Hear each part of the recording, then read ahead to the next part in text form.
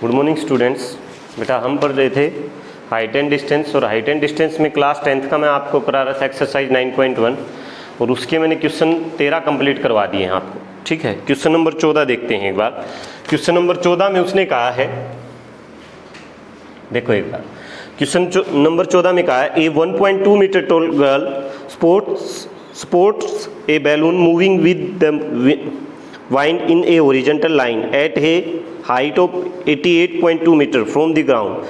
The angle of elevation of the balloon from the eyes of the girl at any instant is 60 degree. After some time the angle of elevation reduced to 30 degree. Find the distance traveled by balloon during interval.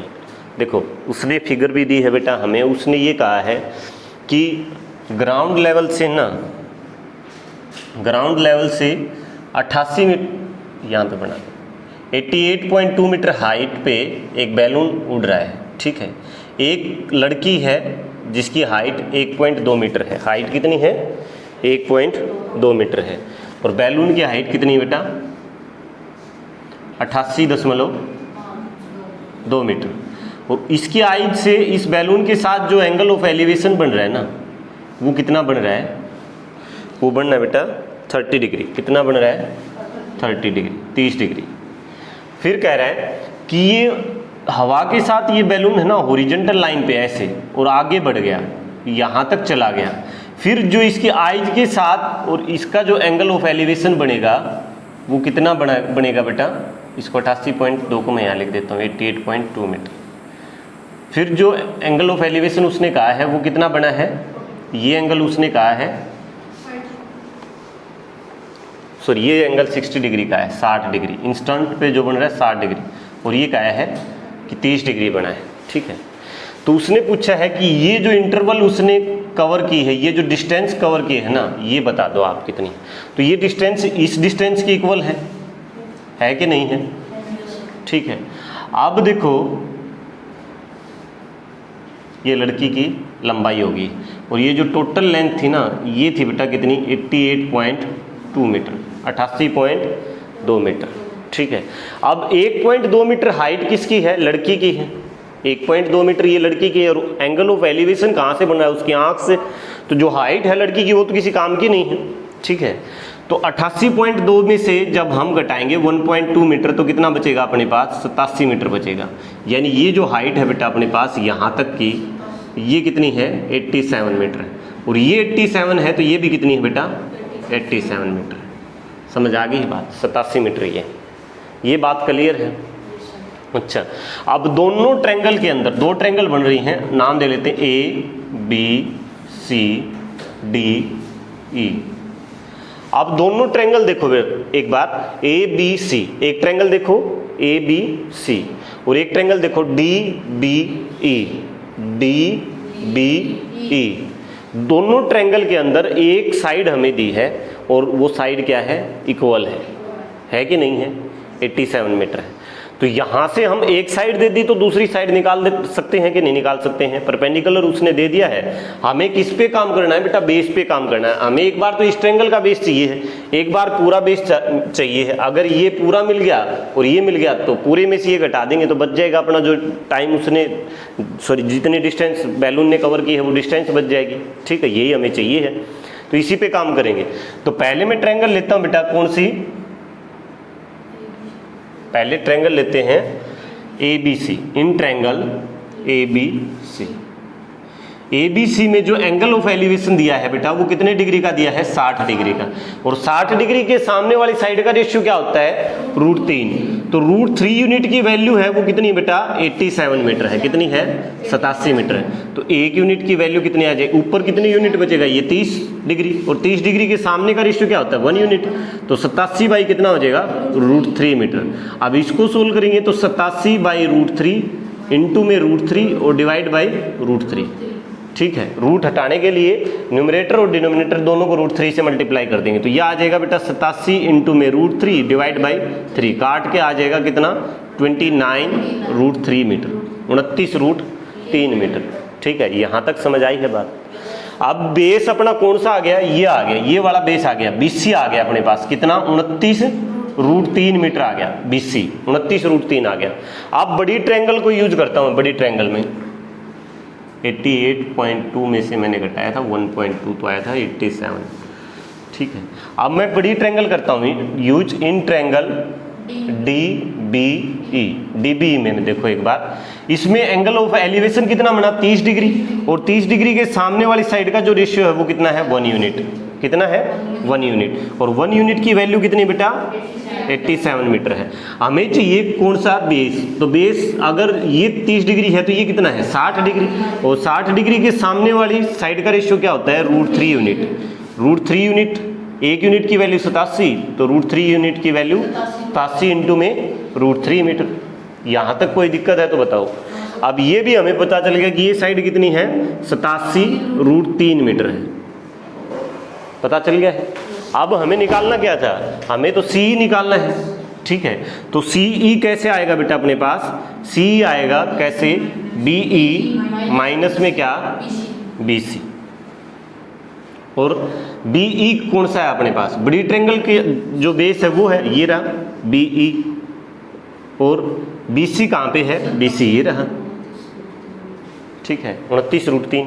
अब घटा देंगे BE कितना 87√3 में से मैं घटाऊंगा 29√3, तो अपने पास answer आ जाएगा कितना 87 में से 29 गए तो कितना बेटा 58√3 मीटर, कितना आएगा 58√3 मीटर, ये आंसर आ गया।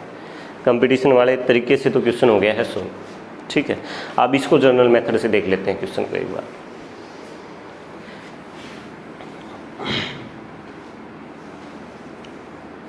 सेम सारी चीजें वही हैं,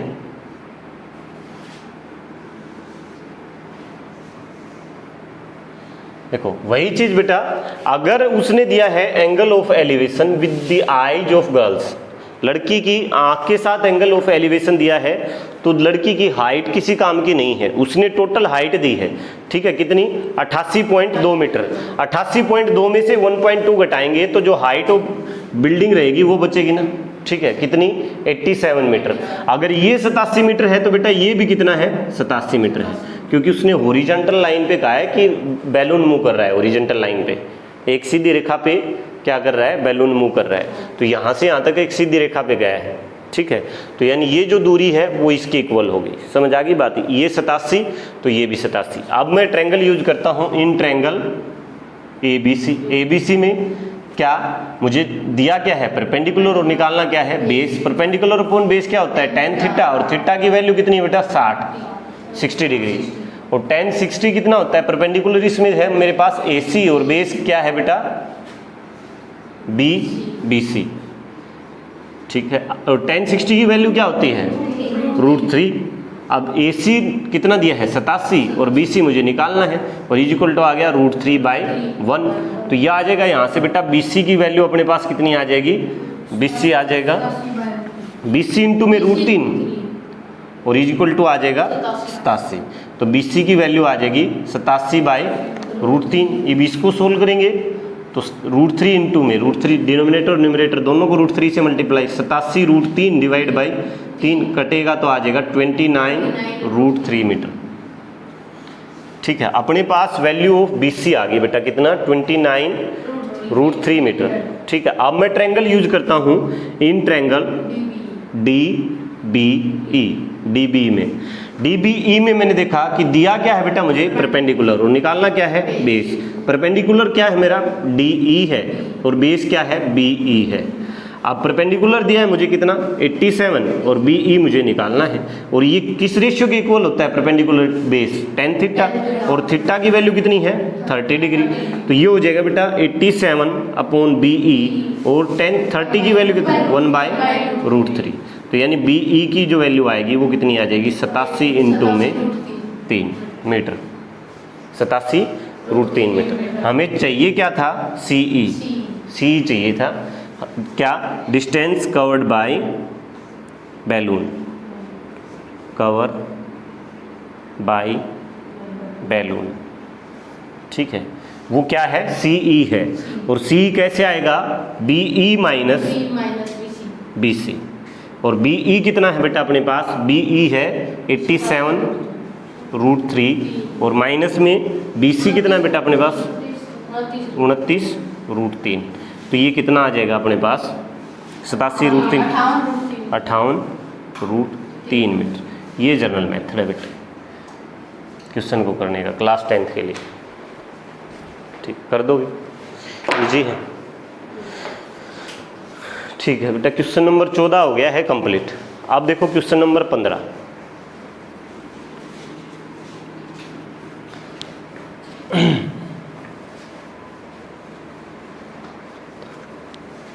देखो एक बार क्वेश्चन नंबर 15 में क्या कह रहे हैं। State highway leads to the foot of tower. A man standing at the top of tower observed a car at the angle of depression of 30 degree, which approaching the foot of the tower with a uniform speed. 6 seconds later, the angle of depression of the car is found to be 60 degree. Find the time taken by the car reach the foot of the tower from this point. ये कह रहा है कि एक state highway है, वो एक tower की तरफ इस तरह से जा रहा है, एक हाईवे, ठीक है, और वो एक फिर कह रहा है एक जो इस टावर पे एक आदमी खड़ा है वो एक कार को देख रहा है और उसकी आंख के साथ और इसकी कार के साथ जो एंगल ऑफ डिप्रेशन बन रहा है ना, पहले वो बन रहा है कितने डिग्री यहाँ पे 30 डिग्री, 30 डिग्री का है ना 30 डिग्री। तो एंगल ऑफ डिप्रेशन है वो किसके इक्वल होगा बेटा, एंगल ऑफ एलिवेशन की, क्योंकि दो पैरेलल लाइन है, इसको ट्रांसवर्सल काट रही, तो अल्टरनेट एंगल क्या होते हैं, इक्वल होते हैं बेटा, ठीक है, एकांतर कोण इक्वल होते हैं। तो ये 30 डिग्री तो ये भी 30 डिग्री, समझ आ गई बात। तो अब हमें ये भी चीज़ का एंगल ऑफ डिप्रेशन और एंगल ऑफ एलिवेशन में ये भी कंफ्यूज नहीं होना है कि एंगल ऑफ डिप्रेशन दे दिया इसका मतलब कुछ फर्क नहीं पड़ता, एंगल ऑफ एलिवेशन ही है वो, समझ आ गई बात। अच्छा, अब उसके बाद कह रहा है कि कुछ देर बाद है ना ये कार इस टावर की तरफ चल रही है, इस टावर की फुट की तरफ चल रही है, इसकी टावर की तरफ चल रही है और ये इस पॉइंट पे पहुंच जाती है। यहाँ से अगर वो वहाँ से उस कार को देखता है तब जो एंगल ऑफ एलिवेशन बनता है वो कितना बनता है बेटा, सॉरी एंगल ऑफ डिप्रेशन बनता है वो 60 डिग्री बनता है। तो एंगल ऑफ डिप्रेशन ये बनेगा 60 डिग्री, तो ये भी कितना होगा 60 डिग्री, ठीक आ गई, समझ आ गई बात। फिर 60 डिग्री कह रहे हैं और उसने कहा है कि ये जो कार चल रही है ना वो एक यूनिफॉर्म स्पीड से चल रही है, यानी स्पीड क्या है उसकी कांस्टेंट है, मतलब चेंज नहीं कर रही है, ठीक है। और उसने कहा है कि ये जो उसने देखा तो उसने डिस्टेंस नहीं बताया, उसने टाइम बताया हमें कि उसने जब देखा तो 6 सेकंड बाद देखा उसको, एक बार जब देखा तो 6 सेकंड पहले, फिर दोबारा से उस कार को देखा 6 सेकंड बाद, तो यहाँ पे पहुँच चुकी थी और यहाँ पे जब पहुँची तो यहाँ पे एंगल ऑफ एलिवेशन कितना बना 60 डिग्री, यहाँ पे 30 डिग्री था। ये जो उसने दिया डिस्टेंस नहीं दी हमें, क्या दे दिया, टाइम दे दिया, ठीक है। ये चीज़ है, नाम दे लेते हैं एक बार ट्रायंगल को ABC और D। अब देखो बेटा उसने क्या दिया हमें, टाइम दिया है, लेकिन अपनी जो डिस्टेंस होती है ना, जो दूरी होती है वो क्या होती है, स्पीड इनटू में क्या होता है बेटा, टाइम होता है, स्पीड इनटू में क्या होता है, टाइम। तो स्पीड उसने दी नहीं हमें, तो टाइम दिया है, नहीं दिया क्या, अच्छा चलो, तो हम मान लेते हैं कि डिस्टेंस हमने निकाल ली यहाँ से 6, टाइम को रख लेता हूँ मैं, स्पीड को लिख लेता हूँ S और T को लेता हूँ टाइम, ठीक है, 6ST लिख लो। समझ आ गई बात कि हमने मान लिया कि 6ST है वो हमारी डिस्टेंस है। समझ आ गई बात मैं क्या कह रहा हूँ कि मैंने स्पीड को मान लिया है S और टाइम को मान लिया है T, तो 6ST क्या आ गया, अपनी डिस्टेंस आ गया। अब इसका कोई महत्व नहीं है, हमने देख लिया कि यहाँ पे अपना जो डिस्टेंस है वो कितना है 6ST, ठीक है। स्पीड को S और टाइम को मैंने T मान लिया, ठीक है। 6 सेकंड था, इनटू में क्या होना था, टाइम होना था, सॉरी स्पीड होनी थी, स्पीड टाइम तो ये रहेगा 6 सेकंड, इनटू में क्या हो रहा था, स्पीड हो रही थी, तो 6T है, इनटू में S आ गया है, तो 6ST हो गया है। नहीं समझ आई है, हैं? देखो टाइम तो बेटा उसने दिया है कि 6 सेकंड है, अब इनटू में क्या आना है, स्पीड आनी है, इनटू में क्या आनी है, स्पीड।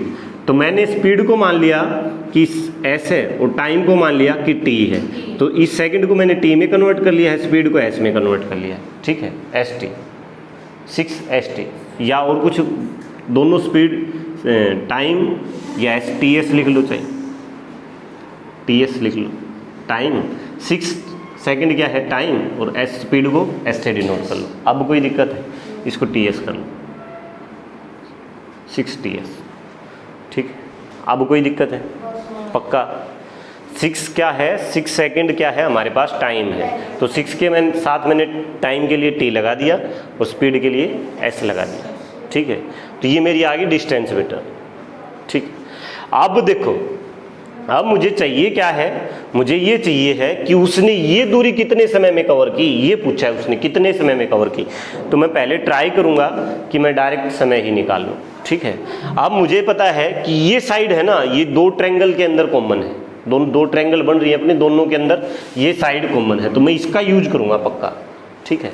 तो मैंने देखा, मैं इसको मान लेता हूँ बेटा, ये कॉमन है तो इसको मैंने मान लिया x मीटर है, कुछ भी है x है, ठीक है, ये x है। तो हम ट्रायंगल लेते हैं पहले, इन ट्रायंगल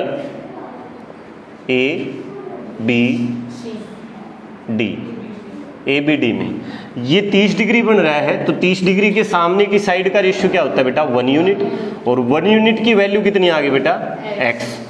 तो हमें चाहिए है क्या, यहाँ पे 60 डिग्री बनेगा, और 60 डिग्री के सामने का रेशियो इसको मान लो TS, इसको मान लो TS।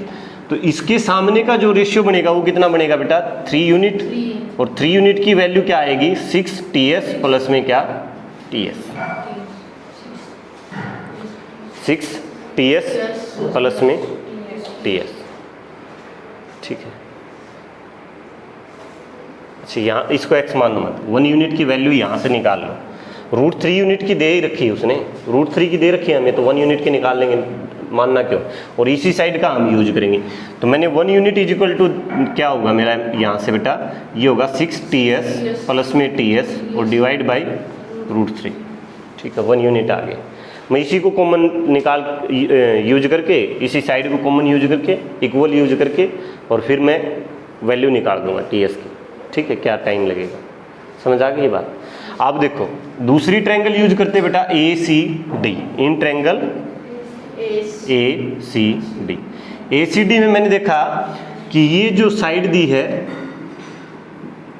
इसके सामने का एंगल कितना है 30 डिग्री, 30 डिग्री के सामने की साइड का रेशियो क्या होता है बेटा 1 यूनिट, और 1 यूनिट की वैल्यू कितनी है TS, कितनी है, तो यहाँ पे कितने डिग्री बन रहा है 60 डिग्री, और 60 डिग्री के सामने का रेशियो क्या होता है √3 यूनिट, तो √3 यूनिट की का रेशियो क्या, √3 यूनिट की वैल्यू क्या होगी TS इंटू में क्या √3, तो इसको मैं लिख सकता हूँ √3 इंटू में TS, ठीक, ये आ गया। अब मुझे पता है ये साइड और ये साइड क्या है बेटा इक्वल है, दोनों वही साइड निकाली है मैंने, कौन सी AD, ये भी AD है और ये भी क्या है बेटा AD, तो AD की वैल्यू मैं आपस में इक्वल रख सकता हूँ, तो इसको रख लूँ 6TS प्लस में TS डिवाइड बाई √3 और इज इक्वल टू √3 इंटू में क्या बेटा TS। ये √3 ऊपर जाएगा तो √3 से मल्टीप्लाई करेगा, तो 6TS प्लस में TS इज इक्वल टू आ जाएगा 3TS, ठीक है। एक TS प्लस का है उधर जाएगा तो माइनस का हो जाएगा, 6TS is equal to 3TS में से 1TS जाएगा तो कितना 2TS, ठीक है। अब देखो स्पीड का मुझे यूज नहीं करना ना, मुझे केवल टाइम पूछा है उसने, तो स्पीड में यहाँ से काट रख सकता हूँ, स्पीड दोनों में है, काट दो। अब 2t की वैल्यू आ गई अपने पास 60, तो 1t की वैल्यू हमें निकालनी है, t की वैल्यू क्या आ जाएगी बेटा 60 बाई कितना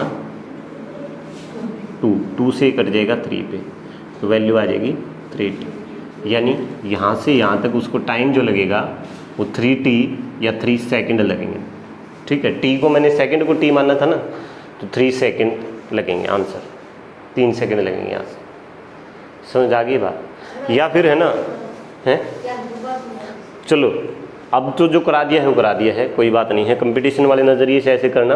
अब जनरल मेथड से जब बता रहा हूँ तो उसमें बता दूंगा, TS को गायब भी कर दो, कोई मतलब नहीं है इसका, TS का कोई मतलब नहीं रहता है, हाँ आगे जाके कटना है तो गायब कर दो स्टार्टिंग से।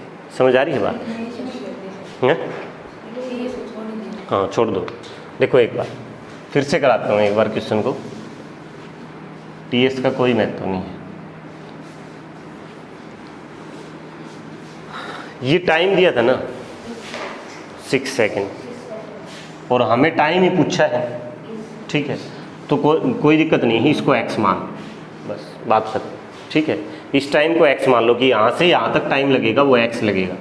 अब क्वेश्चन को देखो बेटा एक बार, उसने कहा कि ये पहले हम ट्रायंगल यूज करते हैं, इन ट्रायंगल ABD, दोबारा से क्वेश्चन बता रहा हूँ, इन ट्रायंगल ABD में, ABD में मुझे पता है ये एंगल कितने का है 60 डिग्री, और 60 डिग्री के सामने का रेशियो कितना है बेटा √3, √3 की वैल्यू कितनी है 6 सेकेंड, और प्लस में क्या बेटा x, और 1 यूनिट की वैल्यू क्या हो जाएगी यहाँ से अपने पास 1 यूनिट, यहाँ से ये निकालना है, तो 6 सेकेंड प्लस में x और डिवाइड बाई √3, ठीक है।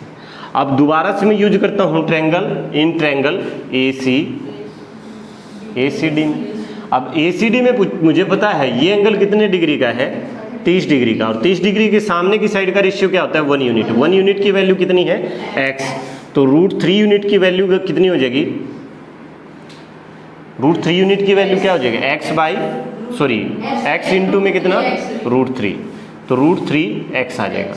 अब मुझे पता है कि ये भी √3 है की वैल्यू है, मतलब इस साइड का रेशियो है और ये भी इसी साइड का रेशियो है, ठीक है कि नहीं, यानी ये भी AD है मेरे पास और ये भी AD है। अब AD को मैं इक्वल रख सकता हूँ, तो यहाँ से 6 सेकेंड प्लस में x बाई √3 और इक्वल टू हो जाएगा √3x, ये ऊपर जाएगा तो हो जाएगा 6 सेकेंड प्लस में x और ये 3x, 6 सेकेंड इक्वल टू आ जाएगा 2x और x की वैल्यू आ जाएगी 3 सेकेंड, तो ये आ गया 3 सेकेंड। अब भी दिक्कत है, ठीक है, अब कोई समस्या है, ठीक। अब जनरल मेथड से देखो इसी क्वेश्चन, जनरल से कर लोगे, यही सेम करना है, बस इक्वल रख देना है लास्ट में, कर दोगे इस क्वेश्चन को जनरल मेथड से, पक्का ट्राई करना है अपने आप से। देखो मैं बता देता हूँ, पहले ट्रायंगल लेंगे, इन ट्रायंगल ABD, ABD में मुझे दिया क्या है परपेंडिकुलर और निकालना क्या है बेस, ये होता है tan थीटा, और थीटा कितना है 30 डिग्री, tan 30 की वैल्यू कितनी होती है बेटा 1/√3। अब परपेंडिकुलर क्या है, हमें परपेंडिकुलर तो दिया नहीं है, तो परपेंडिकुलर है AD, और बेस कितना है 6s प्लस में कितना x इक्वल टू हो गया 1/√3, यह आ जाएगा √3 इंटू में AD इक्वल टू आ जाएगा 6s प्लस में x, तो AD की वैल्यू आ जाएगी बेटा कितनी 6s प्लस में x बाई कितना √3। अब दूसरी ट्रायंगल यूज करता हूँ, इन ट्रायंगल ACD, इसमें परपेंडिकुलर अपॉन बेस, परपेंडिकुलर कितना है अपने पास AD और बेस कितना है CD। अब ये दिया AD, अच्छा परपेंडिकुलर अपॉन बेस क्या होता है tan थीटा, और थीटा की वैल्यू कितनी है 60 डिग्री, तो ये आ जाएगा AD अपॉन में कितना CD, और ये आ जाएगा √3। अब AD अपॉन में CD की वैल्यू कितनी है x इक्वल टू कितना √3, AD की वैल्यू आ जाएगी बेटा √3 इंटू में कितना x। अब AD यहाँ पे भी और AD यहाँ पे भी है, तो AD इक्वल है AD के, इसलिए क्या करेंगे कि ये √3x इक्वल टू रख लेंगे 6s प्लस में क्या x बाई √3, ये √3 इधर जाएगा तो मल्टीप्लाई करेगा 3x आ जाएगा, और ये आ जाएगा कितना 6s प्लस में x, तो x उधर आएगा तो 2x इक्वल टू हो जाएगा 6s, और 2 से कट जाएगा तो 3s आ जाएगा, तो x की वैल्यू आ गई 3 सेकेंड। आंसर ये जनरल मेथड है बेटा करने का, ठीक है। तो क्वेश्चन नंबर 15 भी हो गया, कोई समस्या है तो बताओ, 3 बार बता दिया इसी क्वेश्चन को, अब भी समस्या रहेगी, घर में बहुत ज़्यादा हो, गेट खोल। देखो लास्ट क्वेश्चन कर लो आज, एक्सरसाइज का 16वां क्वेश्चन, 2 चैप्टर कंप्लीट हो गए मेरी तरफ से क्लास 10वीं। क्वेश्चन नंबर 16 देख रहे हैं बेटा। क्वेश्चन नंबर 16 में क्या है, the angle of elevation top of tower from 2 point of distance 4 metre and 9 metre base of the tower and the same straight line with the arc complementary prove that height of tower is 6 metre. ये कह रहा है angle of elevation of top of a tower from 2 points. ये कह रहा है कि एक टावर है, उसके टॉप पॉइंट से एंगल ऑफ एलिवेशन 2 पॉइंट के ऊपर जो दिया है वो क्या क्या दिया है हमें, उसने दिया है, एक तो है ये पॉइंट तो है 4 मीटर पे, और दूसरा जो पॉइंट है ये कितने पे है 9 मीटर पे। और एंगल ऑफ एलिवेशन उसने कहा है बेटा एक है कितना,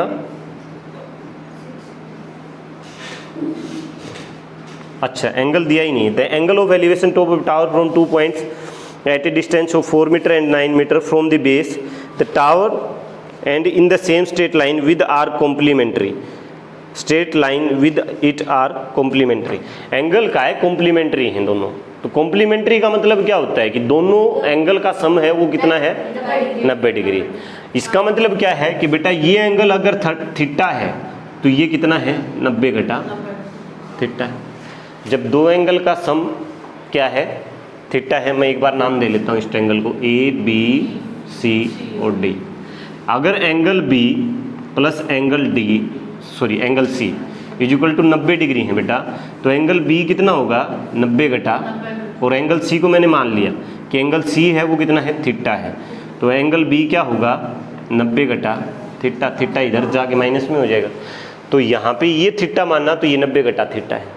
यहाँ तक कोई समस्या है तो बताओ, एक एंगल थीटा है तो दूसरा क्या है 90 घटा थीटा है। यही चीज़ उसने कहा है कि दोनों एंगल क्या हैं कॉम्प्लीमेंट्री टू ईच अदर है, ठीक है, एक दूसरे की क्या है कॉम्प्लीमेंट्री। अब क्वेश्चन को सोल्व करते हैं। देखो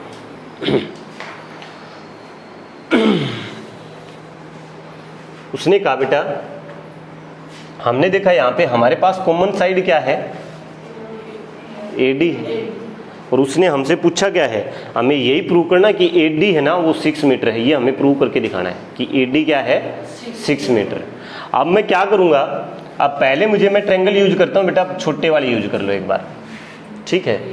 दिया क्या है हमें परपेंडिकुलर निकालना है और बेस हमें दिया है, ठीक है। तो परपेंडिकुलर कितना है अपने पास AD और बेस कितना है बेटा अपने पास CD। बेस कितना है CD। AD की वैल्यू कितनी है हमें पता नहीं है, और CD की वैल्यू कितनी है 4 है, और इज इक्वल टू आ गया कितना tan theta. Perpendicular upon base क्या होता है tan थीटा, यानी AD/4 इज इक्वल टू आ गया tan थीटा। यह आ गई इक्वेशन फर्स्ट अपने पास। यहाँ पे कोई समस्या है तो बताओ मुझे। अब दूसरी इक्वेशन पे चलेंगे, फिर से परपेंडिकुलर इन ट्रायंगल ABD पहले ACD थी क्या, इन ट्रायंगल ACD थी, पहले ACD में थे। अब की बार फिर परपेंडिकुलर अपॉन बेस क्या होगा tan थीटा, और tan थीटा क्या है 90 माइनस थीटा है, थीटा क्या है 90 घटा थीटा है, और परपेंडिकुलर अपॉन बेस, परपेंडिकुलर क्या है AD और बेस क्या है बेटा BD। अब AD हमें निकालना है और BD दिया है 9 metre is equal to tan 90 घटा थीटा क्या हो जाएगा कोट थीटा। कोई समस्या है यहाँ तक? यह आ गई इक्वेशन नंबर 2। अब मैं ये सोच रहा हूँ कि मुझे निकालना क्या है AD निकालना है ना, मुझे कैसे भी करके AD निकालना है। तो देखो एक बार, मैं इस इक्वेशन को tan वापस से नहीं बना सकता क्या, कोट को tan कैसे बना सकता हूँ, उल्टा रेसिप्रोकल क्या होता है कोट का tan होता है। इसको पलट दो, तो इसको पलटेंगे तो ये चीज़ भी पलटेगी, ये हो जाएगी 9/AD और इज इक्वल टू हो जाएगा tan थीटा। हो गया। अब tan थीटा की वैल्यू यहाँ पे 9/AD है और tan थीटा की वैल्यू यहाँ पे AD/4 है, तो यानी tan theta is equal to है tan थीटा, ठीक है। इसलिए हम क्या कर सकते हैं कि 9/AD को मैं किसके इक्वल रख सकता हूँ AD/4 के। अब यहाँ से क्रॉस मल्टीप्लाई कर दें तो AD का स्क्वायर किसके इक्वल आ जाएगा बेटा 36 के, और AD की वैल्यू क्या आ जाएगी √36, और AD कितना आ जाएगा बेटा 6 मीटर। हैंस प्रूव्ड, ये हमें प्रूव करना था। क्वेश्चन सोल्व, एक्सरसाइज भी आपकी कंप्लीट, मुश्किल नहीं, ठीक है, मुश्किल है। अगर डायरेक्ट आपको इसमें थीटा दिया नहीं है, डायरेक्ट आपको क्वेश्चन करना पड़े तो इस तरीके से कर दो, ठीक। कोई समस्या है तो बताओ, हैं? पक्का कन्फर्म है? कंपटीशन वाले मेथड से भी होगा, कंपटीशन वाले मेथड से तो क्वेश्चन दिया